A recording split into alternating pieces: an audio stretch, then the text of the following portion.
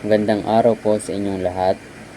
Ako po pala si Bian John Greg R. Pacifico, mag-aaral mula sa Philippine Christian University. Ang program ko po is BSIT 2B. Para sa gawaing ito, ibabahagi ko ang aking refleksyon batay sa ginawang pakikipanayam sa tatlong individual mula sa iba't ibang sektor ng ating lipunan.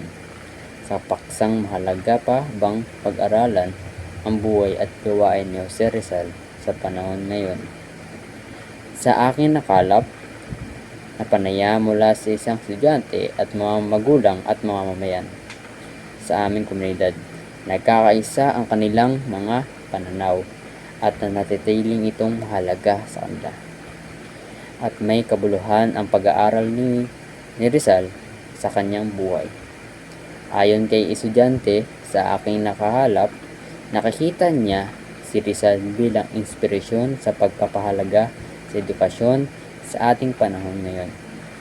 Ayon naman sa dalawa, sa magulang at sa mamamayan, ang mga aral ni Rizal ay nagpapaalala sa atin ng ating pagkakailanlan at pagmamahal sa ating bayang kinalakihan at sa kabila ng mga makabagong pagsubok o salipunan. Mula sa mga tugon, may kakabit natin ito sa layunin ng Republic Act 1425 o tinatawag na Rizal Law. Ang batas na ito ay ginawa noong 1956 upang paalabin muli ang nasyonalismo sa kabataan sa ating henerasyon ngayon na nahaharap sa usapin ng fake news, usapang pampolitika at pangkultura. Ang mga isinulat ni Jose Rizal kagaya ng isang Noli Me Tangere at El Filibusterismo ay nagbibigay sa atin ng critical na pag-iisip bilang isang Pilipino.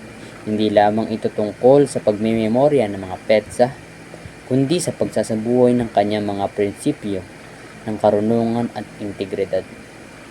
Bilang pagtatapos, may sasabihin ako sa inyo, ang pag-aaral sa buhay at mga akda ni Jose Rizal ay hindi isang lipas na obligasyon sa paaralan, kundi isang patuloy na paanyaya para sa atin mga Pilipino, lalo na sa kabataan, na magiging bahagi ng positibong pagbabago sa ating bansa.